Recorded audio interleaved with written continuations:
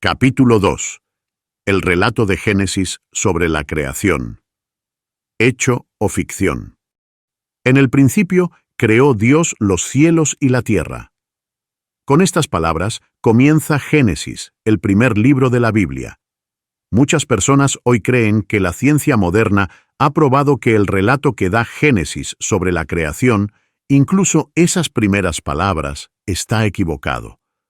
Hasta líderes religiosos opinan igual.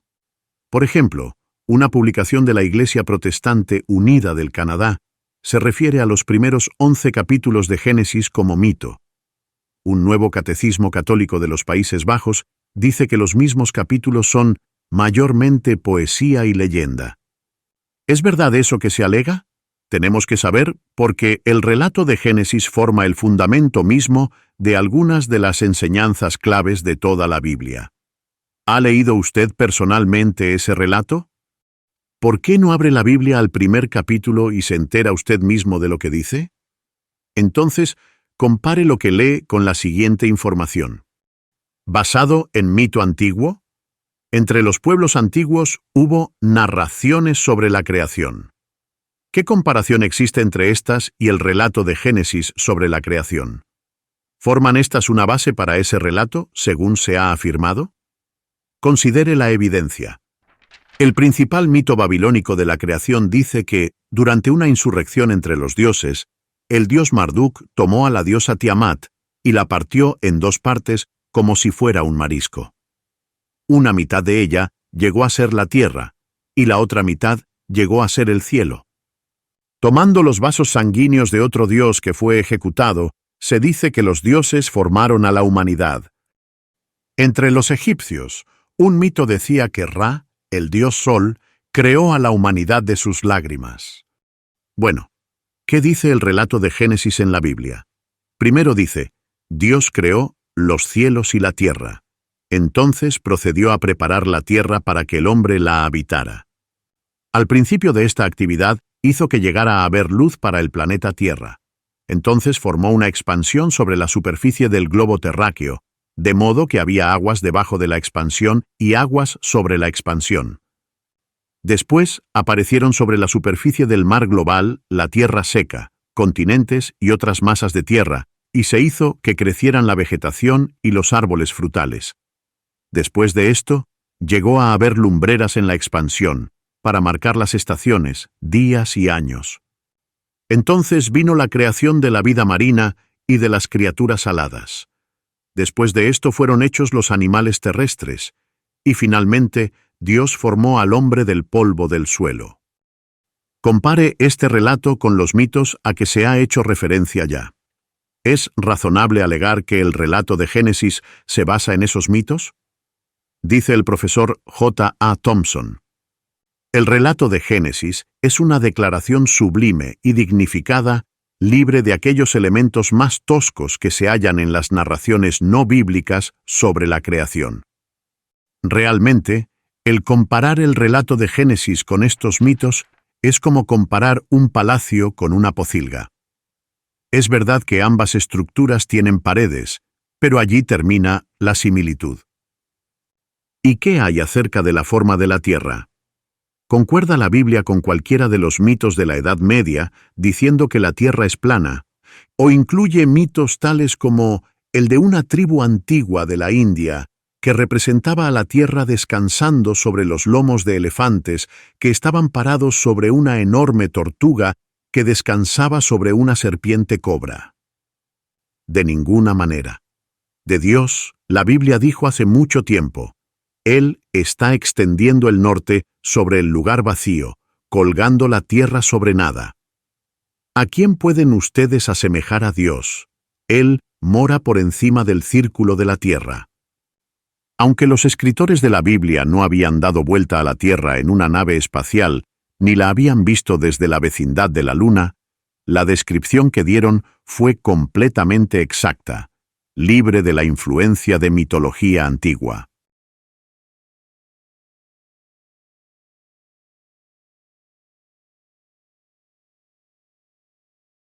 El origen del universo. Pero, ¿qué hay de los descubrimientos científicos acerca del origen del universo? ¿No han probado estos que el relato de Génesis es anticuado e inexacto? Algunas personas piensan que así es, y algunos científicos por lo menos dan a entender eso. Por ejemplo, el famoso astrónomo británico Fred Hoyle, en su libro The Nature of the Universe, llamado por algunos la Biblia en su campo, dice: «Creo que difícilmente se puede negar que la cosmología, estudio del universo de los antiguos hebreos, es sólo la embarradura más pequeña al compararse con la arrolladora grandeza del cuadro revelado por la ciencia moderna. Bien claro queda que ignoraban por completo muchos asuntos que a nosotros nos parecen comunes. Obviamente, los astrónomos modernos le llevan ventajas técnicas a Moisés, quien registró el relato de Génesis.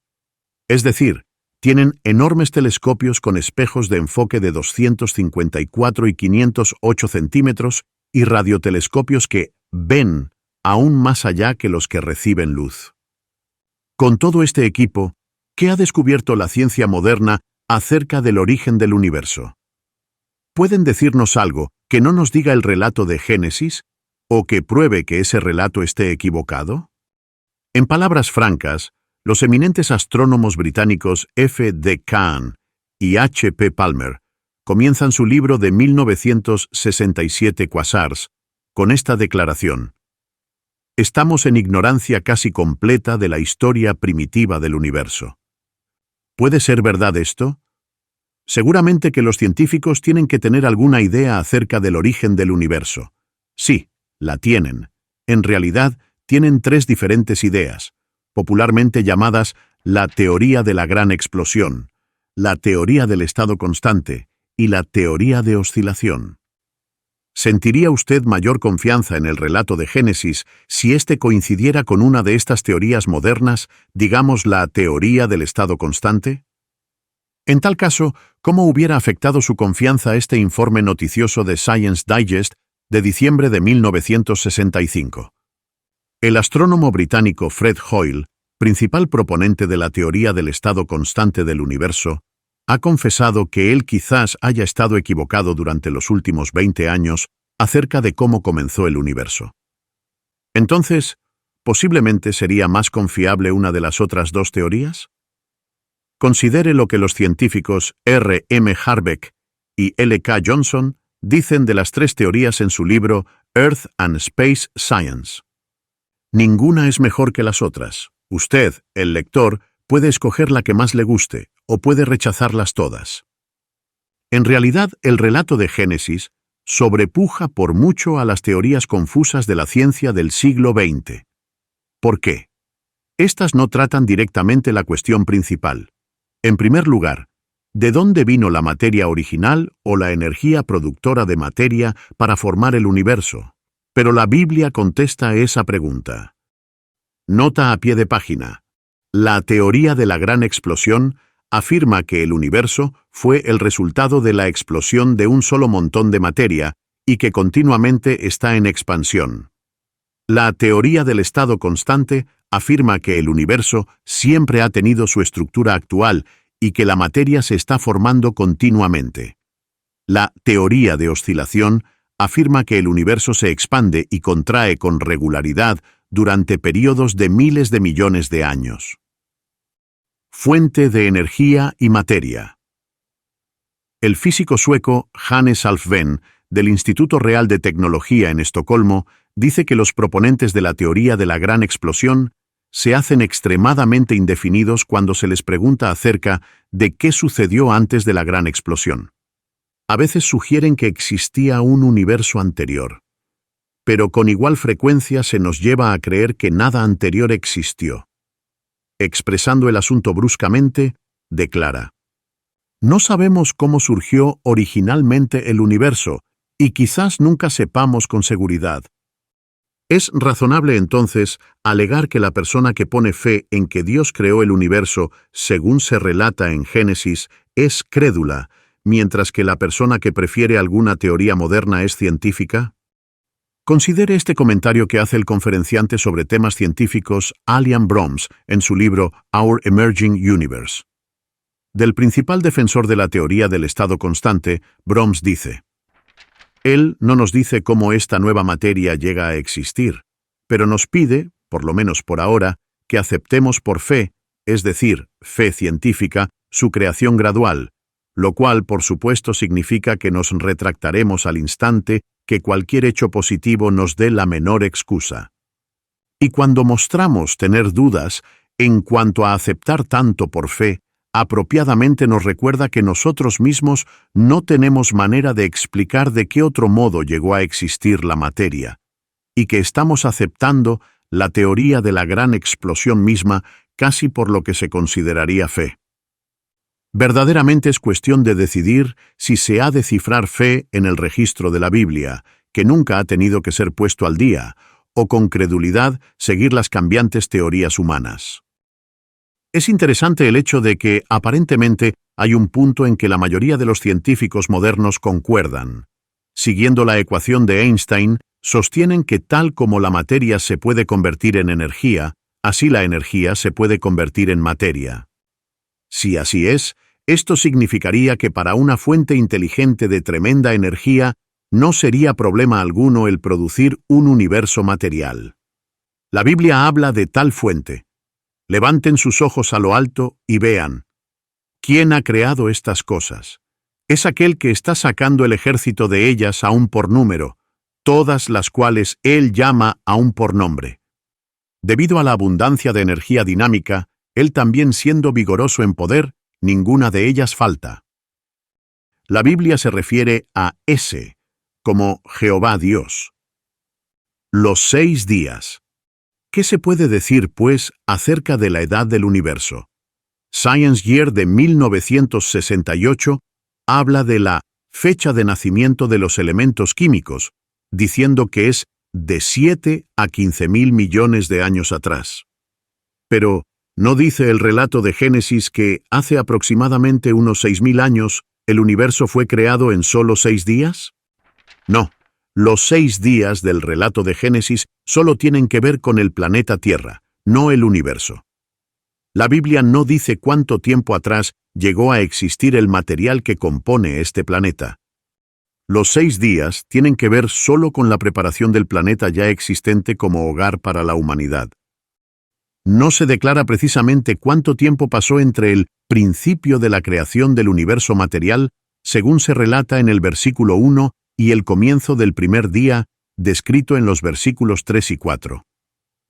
Por eso, por su mismo silencio, en cuanto a cuándo aconteció el principio, la Biblia permite los cálculos actuales de la edad del universo o cualesquiera correcciones futuras de tales cálculos. Sin embargo, quizás digan algunos, hasta la idea de que este planeta pasara de estar sin forma y vacío a su forma actual con continentes, bosques, plantas, animales y hombres, todo en solo 6 días de 24 horas. Todavía esto es increíble. Pero, ¿dónde dice el relato de Génesis que los 6 días fueran de 24 horas cada uno? Aunque algunos grupos religiosos enseñan esto, el relato de Génesis no lo dice. Usted mismo usa la expresión día en sentido amplio cuando habla del día de su abuelo. Igualmente, la Biblia a menudo usa la palabra día en sentido amplio. Tenga presente que las obras de que se habla en el primer capítulo de Génesis son las de Dios, no las del hombre. El hombre no llegó a existir sino hasta el fin del período que se considera. Por lo tanto, ¿no es razonable que los períodos de tiempo que se mencionan aquí sean los de Dios, en vez de los que usan los hombres? ¿Están los días de trabajo de Dios controlados por la rotación de este globo terráqueo? Obviamente no. De Dios, la Biblia dice, un día es para con Jehová como 1000 años y 1000 años como un día. Y el hecho de que hasta para Dios un día puede tener más de un significado se ve cuando se compara este texto con Salmo 94, que dice, 1000 años son a tus ojos, no un día completo, sino como una vigilia durante la noche. De modo que queda claro que la palabra día se puede usar para referirse a un día de 24 horas, a la duración de vida de una persona, a 1000 años o aún a más tiempo que eso. En realidad, sobre la base de la duración del séptimo día, hay razón para creer que cada período o día creativo fue de 7000 años de duración. La historia más primitiva de la Tierra. ¿Deberíamos acudir a la ciencia moderna para establecer lo correcto del relato que da Génesis de las etapas más primitivas de la historia de la Tierra? No, y por muy buenas razones. La ciencia moderna todavía está tratando de hallar sus propias explicaciones para estos mismos asuntos, como dice el geofísico Arthur Weiser. Aunque el conocimiento del tamaño y la forma de la Tierra es tan antiguo como la geometría griega y tan moderno como los cohetes del cabo Kennedy, el entendimiento que tiene el hombre del origen del planeta y su composición exacta es notoriamente impreciso. ¿Cómo llegaron a existir los continentes? Es una de las preguntas más difíciles que se pueden hacer en cuanto a la Tierra. Hay muchas más hipótesis de lo que hay continentes, casi tantas como hay geólogos. Esta incertidumbre la declara aún más francamente el profesor J. H. F. Amgrove, quien dice: «Pero, ¿por qué no deberíamos entrar en este campo si todo el que quiere unirse a nosotros en nuestra expedición geopoética a la región desconocida de la infancia primitiva de la Tierra recibe al principio la advertencia de que probablemente no se pueda dar un solo paso en terreno sólido? Como sucede en cuanto al origen del universo, así también en cuanto a la historia primitiva de la Tierra, la ciencia del siglo XX todavía está andando a tientas en la oscuridad. ¿Cómo entonces pueden sus teorías servir apropiadamente como norma por la cual medir la exactitud del relato de Génesis? Es verdad que el relato de Génesis sobre la creación es muy sencillo. ¿Lo debilita eso a la vista de usted, haciendo que usted crea que es anticientífico? No debería ser así. ¿Por qué no? Porque hasta científicos modernos se ven obligados a reconocer el valor y la fuerza de la sencillez. El libro Earth's Shifting Crust dice que en la filosofía de ciencia de Einstein, la sencillez era una consideración de primera importancia. El relato de Génesis es notable por su sencillez y, sin embargo, también por suministrar una respuesta apropiada a las grandes preguntas de la humanidad. Recuerde también que el conocimiento sigue aumentando continuamente y nuevos descubrimientos causan cambios drásticos en puntos de vista científicos que antes se consideraban finales. Como advierte el profesor y científico natural Merritt Stanley Condon, la ciencia es conocimiento que ha sido sometido a prueba, pero todavía está sujeto a caprichos, ilusiones e inexactitudes humanos. Comienza y termina con probabilidad, no certeza. No hay finalidad en las inferencias científicas. El científico dice: hasta la actualidad, los hechos son de tal y tal modo. Recordando esto, consideremos algunas de las críticas que se levantan contra el relato de Génesis. Lo que aconteció en los días 1 y 4. Una objeción que frecuentemente se presenta es que el relato de Génesis dice que Dios produjo la luz en el día primero, pero que no fue sino hasta el día cuarto que Dios hizo el sol, la luna y las estrellas. ¿Cómo puede explicarse esto? Primero, tenemos que conseguir el cuadro entero que allí se presenta. Ni un día ni el otro trata de la creación misma del sol, la luna y las estrellas. La palabra hebrea para hacer, asá, que se usa con referencia al cuarto día, no es igual a la palabra para crear, bará, que se usa en los versículos 1, 21 y 27. Génesis 1:1 muestra que los cielos, que incluyen al sol, la luna y las estrellas, ya estaban creados antes de que siquiera comenzara el día primero. Sin embargo, antes del día primero, la tierra misma estaba en oscuridad. ¿Cómo podía ser esto, puesto que el sol estaba allí y la tierra estaba dando vueltas alrededor de él? La Biblia no declara qué era lo que evitaba que los rayos del sol llegaran a este planeta en aquel tiempo. Se sabe que dentro de la Vía Láctea, la galaxia en la cual funciona nuestro sistema solar, hay regiones oscuras causadas por polvo cósmico y quizás gases, niebla del espacio, en las cuales solo los radiotelescopios pueden penetrar. Sea cual fuere la causa de la oscuridad que envolvía a la Tierra antes del día primero o período preparatorio, en ese día se removió la causa. Ahora, en vez de estar en oscuridad total, el planeta girador siempre tenía la mitad bañada en luz mientras que la otra mitad estaba en oscuridad. Entonces, ¿Qué sucedió en el día cuarto? Recuerde que entre el día primero y el día cuarto, un nuevo factor entró en el cuadro. Durante el segundo período creativo, llegó a existir la expansión de atmósfera. El registro muestra que esta expansión, en la cual más tarde volarían criaturas aladas, fue el resultado de una división o separación de las aguas, de modo que ahora unas aguas estaban debajo de la expansión y otras estaban sobre la expansión.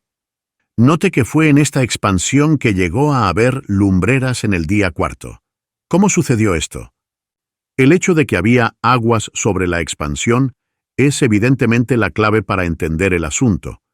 Probablemente estas aguas impedían la entrada de los rayos de luz a la expansión. De hecho, el libro de Job, al describir la formación de la Tierra, en cierto punto dice que la Tierra tenía la nube por su vestido y densas tinieblas por su pañal. Por ejemplo, un planeta de nuestro sistema solar, Venus, está completamente cubierto por una capa ininterrumpida de nubes. Aún con sus poderosos telescopios, los astrónomos jamás han visto su superficie. Aunque el pañal de la Tierra quizás haya sido de composición diferente, la condición actual de Venus por lo menos ilustra lo que puede haber sido la condición de su planeta vecino, la Tierra, hasta el día cuarto. Una cosa es segura. En ese cuarto período aconteció un cambio notable. No tenemos manera de saber exactamente qué procesos estuvieron envueltos en ello. La Biblia no dice. Los científicos no nos pueden decir. Pero ahora evidentemente Dios hizo que el pañal que estaba bien arriba sobre la tierra se hiciera translúcido, de modo que se dispersó la oscuridad que había debajo. Así, por la fuerza creativa de Dios, se hizo que el sol, la luna y las estrellas fueran visibles desde dentro de la atmósfera de la Tierra, para brillar sobre la Tierra. El hombre, cuando fuera creado más tarde, podría así usar estos cuerpos celestes para medir el tiempo. Ahora, la salida y la puesta del sol suministrarían una demarcación entre el día y la noche. Las fases de la luna marcarían los meses. La posición del sol en el cielo, por el aparente movimiento hacia el sur o hacia el norte, marcaría las estaciones y años. Vegetación en el día tercero. En el tercer día creativo, después que surgieron las zonas terrestres y aconteció la formación de los mares, el Creador hizo que la tierra hiciera brotar hierba, vegetación que diera semilla según su género, y árboles que llevaran fruto, cuya semilla estuviera en él según su género. Ahora se presenta la pregunta: ¿cómo pudo crecer y sobrevivir esta vegetación por miles de años hasta la llegada del día cuarto y la aparición del sol? ¿Qué hay acerca de la fotosíntesis, es decir, el proceso por el cual la sustancia verde llamada clorofila en las plantas reacciona con la luz y convierte el agua y el dióxido de carbono en alimento sostenedor de vida? ¿Está fuera de orden la aparición de vegetación en el tercer período creativo? En este caso, de nuevo, queda manifiesto que los hombres no pueden decir con ninguna certeza qué era posible y qué no era posible en aquel período primitivo de la historia de la Tierra. Considere un informe de Science Newsletter del 25 de agosto de 1962, bajo el encabezamiento Fotosíntesis sin luz. Después de mostrar que los bioquímicos Kunio Tagawa y Daniel Arnon lograron eliminar la necesidad de luz en una reacción clave de transformación de energía del proceso fotosintético en hojas de espinaca, una hazaña que se hubiera considerado imposible según las teorías que predominaban hasta años recientes. El artículo declara: en vez de luz, suministraron el golpe impelidor inicial de energía con gas hidrógeno, del cual se sabe que es un poderoso suministrador de electrones. El resultado fue la producción, por medio de cloroplastos, de nucleótido de piridina reducido, es decir, la edificación de un almacenamiento clave de energía química en oscuridad completa. Este experimento solo tuvo que ver con causar una porción del acto fotoquímico primario sin luz. Quizás no coincida con lo que el creador ejecutó durante el tercer período creativo o ni siquiera se aproxime. Sin embargo, ilustra el punto de que cosas que a menudo se llaman imposibles resultan posibles, cuando ciertos factores previamente desconocidos se ponen en acción. ¿Quién puede decir cuáles eran las condiciones atmosféricas en la Tierra cuando se produjo la vegetación o qué fuerzas estaban funcionando entonces? ¿Cuánta sabiduría hay en negar lo correcto del relato de Génesis cuando hay tantas cosas que no se saben? Como declaró el bioquímico y físico Eugene Rabinovich, nacido en Rusia. En fotosíntesis, somos como viajeros en un país desconocido, alrededor de los cuales la niebla temprana de la mañana lentamente comienza a levantarse, revelando de manera indefinida los perfiles del paisaje. El horizonte del conocimiento humano continuará ampliándose. Ya ha mostrado que muchos críticos de la Biblia han sido demasiado estrechos mentalmente en su punto de vista. Lo mismo sucede también con la polinización. El hecho de que la creación de la vegetación, en el día tercero, evidentemente precedió a la creación de los insectos, no es razón para dudar de la veracidad del relato bíblico. Hay muchas maneras en las cuales pueden ser polinizadas las plantas. Note lo siguiente por el profesor J. de Meuse, en la publicación de 1961 The Story of Pollination.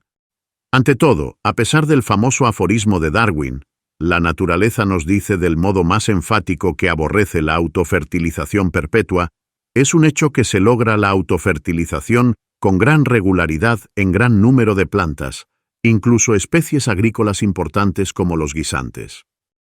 También hay polinización por el viento en las hierbas, las siempreverdes, y diferentes árboles deciduos que florecen en la primavera. En unos cuantos casos el agua actúa como ayuda, y finalmente hay algunos casos muy excepcionales en que no se requiere polinización de ninguna clase. Además, él muestra que aún dentro de la misma familia de árboles, entre estos los arces, robles y castaños, una variedad puede ser polinizada por el viento mientras que otras son polinizadas por insectos.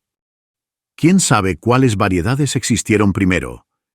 ¿Y por qué deberíamos dudar que aquel que creó la vegetación con toda su sorprendente diversidad pudiera también encargarse de que, antes de que aparecieran los insectos, las plantas fueran polinizadas de una de las maneras ya mencionadas o aún de otras maneras que los hombres todavía no han descubierto?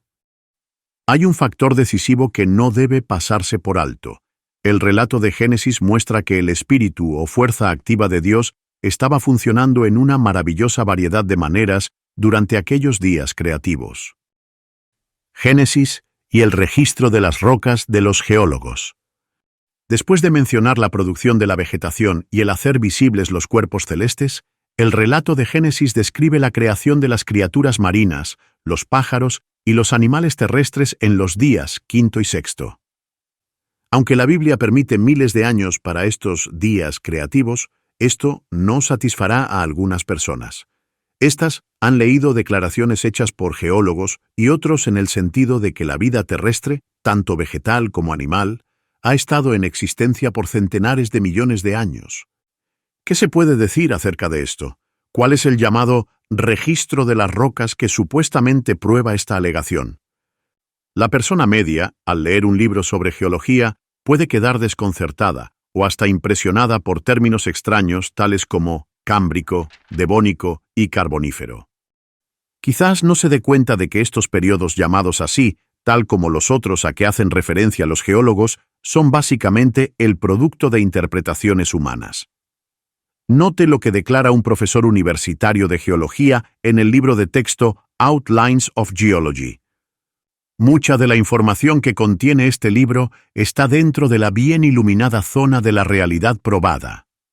Pero nadie debe emprender un estudio de siquiera los elementos de la geología, sin estar al tanto de que rápidamente pasamos de la realidad a una zona crepuscular de deducción en la cual no podemos decir esto es cierto, sino solo probablemente esto sea cierto, y que de allí en adelante pasamos a una región de oscuridad que aquí y allí está alumbrada por una suposición, por conjetura. La conjetura es un legítimo proceso de razonamiento mientras el pensador se dé cuenta plenamente de que solo está conjeturando.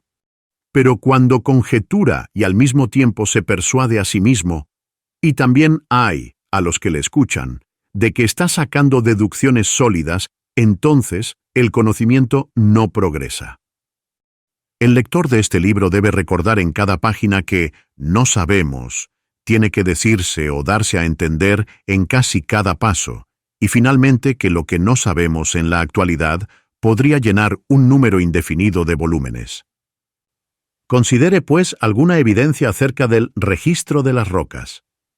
Cuando uno se encara a un cuadro geológico de los periodos de tiempo de la Tierra, uno pudiera pensar que los geólogos encuentran un registro como ese en casi cualquier lugar en que caben a suficiente profundidad. ¿Es así? De ningún modo. El libro The Earth, Our Home dice: el registro de las rocas está confuso y quebrado, y muchas partes de él faltan por completo. Otra publicación científica nos dice: no hay un solo lugar en la Tierra donde se puedan hallar todas las rocas de esta serie. En cualquier lugar por sí solo, algunas de ellas han sido destruidas. Los geólogos estudiaron los mejores ejemplos de rocas en muchos lugares. Entonces, después de obra larga y paciente, unieron la serie de rocas. Puesto que los geólogos nunca han hallado una serie completa, es obvio que ellos decidieron el orden en el cual colocar las rocas que se recogieron de muchos lugares, y que también asignaron el tiempo que mejor les pareció permitir para cada período.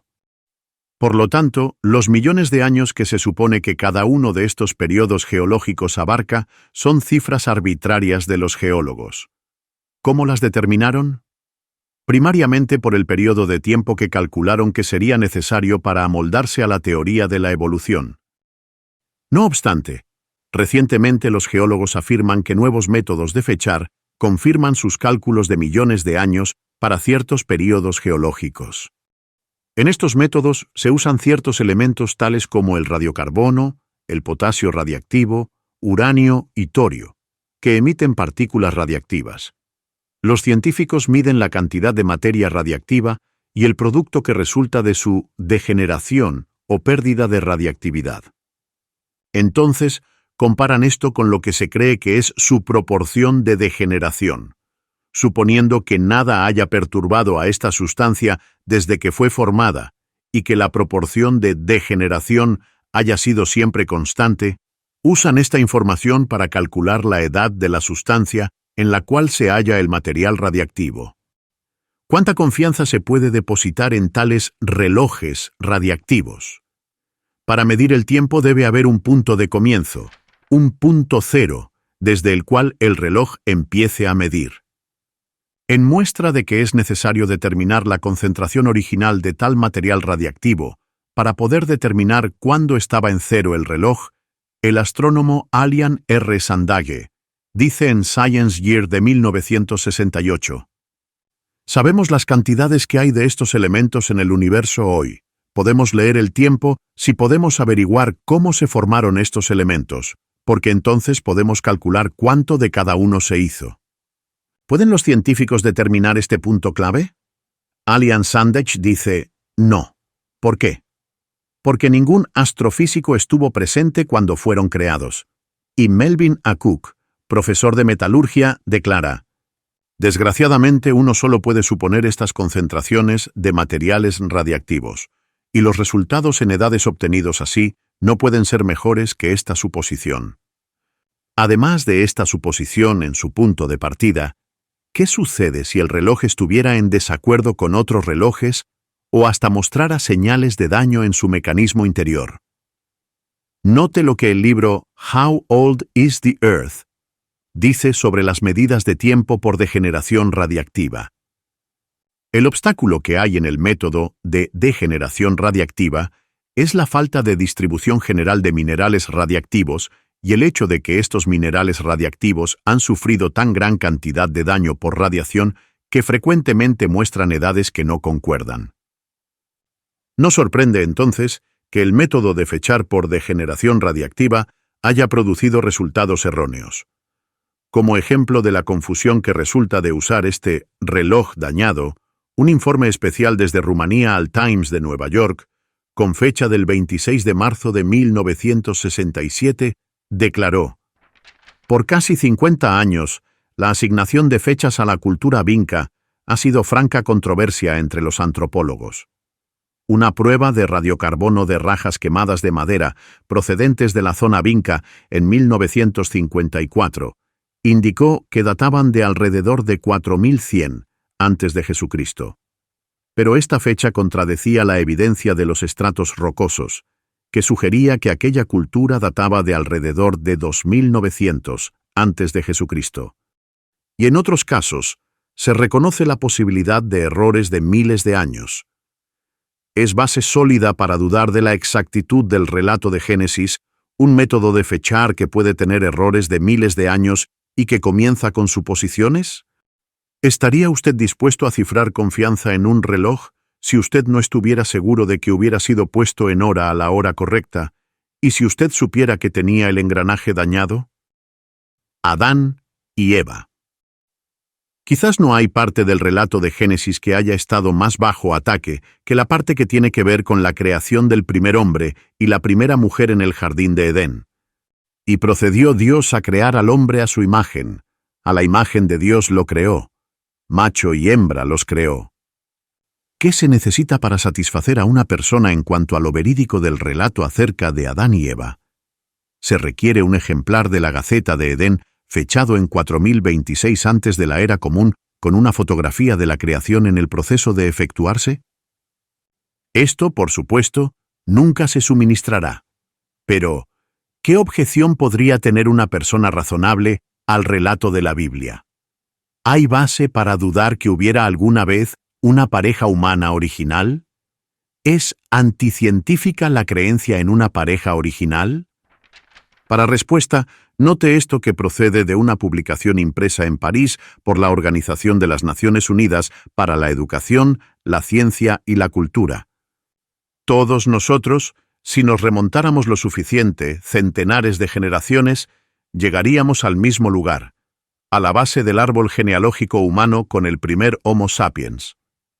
Nuestro antecesor común bien pudo haberse llamado Adán, que también significa hombre en hebreo, porque el relato bíblico muy conocido indicó de antemano la evidencia de la ciencia de que los hombres actuales provienen de un tronco común. Y otra publicación científica, The Races of Mankind, dice: el relato en la Biblia acerca de Adán y Eva, padre y madre de toda la raza humana, contó hace siglos la misma verdad que la ciencia ha mostrado hoy día, que todos los pueblos de la tierra son una sola familia y tienen un origen común. ¿Qué ha hecho que los científicos lleguen a tales conclusiones? El antropólogo M. F. Ashley Montagu explica: todas las variedades del hombre pertenecen a la misma especie y tienen la misma remota ascendencia. Esta es una conclusión a la cual señala toda la evidencia pertinente de la anatomía comparativa, la paleontología, la serología y la genética. Considerando solo las razones genéticas, es virtualmente imposible concebir que las variedades del hombre se hayan originado por separado.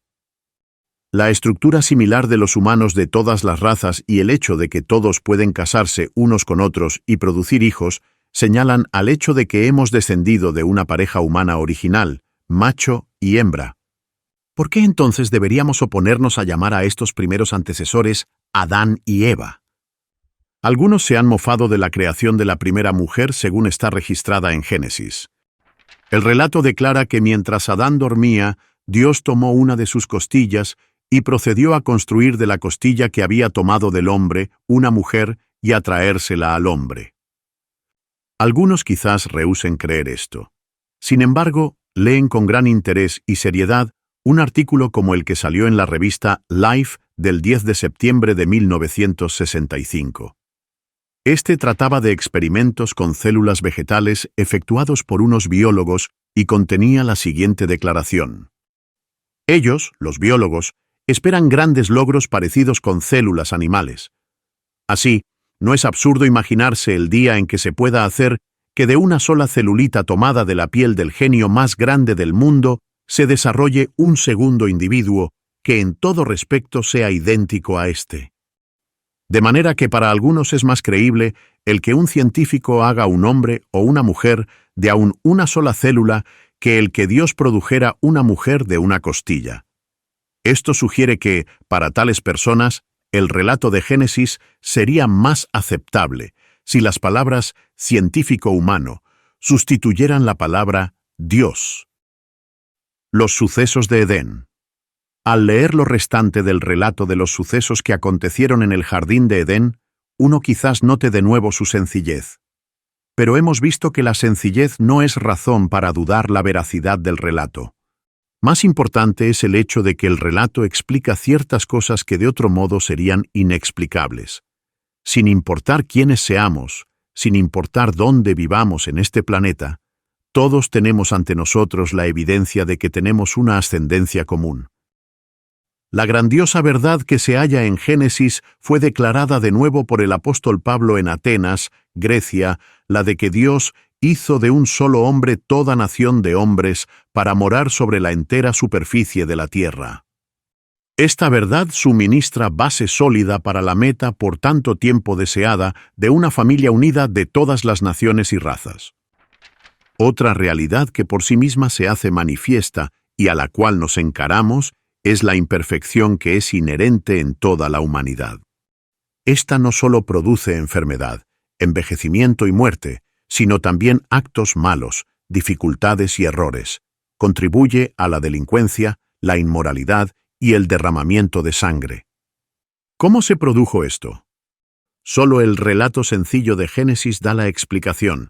Merece que usted lo lea con detenimiento y meditación. No es posible una aceptación a medias. ¿Es necesario creer todo el relato de Génesis para aceptar la Biblia como la palabra inspirada de Dios? ¿O puede uno escoger y seleccionar según su propia preferencia personal y sus ideas? Esta última actitud parece ser la que prefiere un número cada vez mayor de clérigos llamados cristianos. Como ejemplo, después que los astronautas estadounidenses leyeron porciones del libro de Génesis durante el primer viaje que se hizo con buen éxito alrededor de la Luna, ¿qué dijeron los ministros episcopales de dos de los hombres? Rápidamente negaron que el relato de Génesis fuera un relato basado en hechos, y uno de los ministros lo llamó mito. En contraste con eso, Cristo Jesús claramente aceptó como realidad el relato bíblico de Génesis. A críticos religiosos del primer siglo, Jesús dijo: ¿No leyeron que el que los creó desde el principio los hizo macho y hembra y dijo: por esto el hombre dejará a su padre y a su madre, y se adherirá a su esposa, y los dos serán una sola carne? De modo que ya no son dos, sino una sola carne. Por lo tanto, lo que Dios ha unido bajo un yugo, no lo separe ningún hombre. El escritor bíblico Lucas, quien declara que él investigó todas las cosas con exactitud, da la genealogía de Jesús desde su propio día remontándose hasta Adán.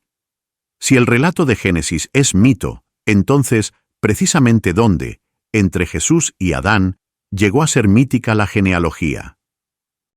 Además, Judas, el medio hermano de Jesucristo, describe a Enoc como el séptimo hombre en línea desde Adán. ¿Qué lógica hay en referirse a cualquier hombre como el séptimo en línea si el punto de comienzo para la línea es solo un mito? El docto apóstol Pablo no dudó de la exactitud del relato de Génesis acerca de Adán y el origen del pecado. Declara él: por medio de un solo hombre, el pecado entró en el mundo y la muerte por medio del pecado. Y así, la muerte se extendió a todos los hombres porque todos habían pecado.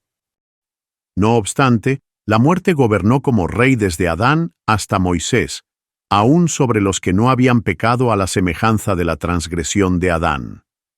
Es sobre esta base que se declara que el sacrificio de rescate de Jesucristo es eficaz a favor de toda la humanidad como descendientes de Adán. Los que rechazan el relato de Génesis posiblemente no se den cuenta de que al hacer eso rechazan el cristianismo. ¿Por qué? Porque el sacrificio de rescate de Jesucristo se hizo necesario como resultado de lo que Adán mismo hizo. Quien quiera que acepte el sacrificio de rescate de Jesucristo, tiene también que creer que el relato de Génesis es realidad, porque una cosa es la base para la otra. No es posible una aceptación a medias. Entonces, ¿qué muestra la evidencia?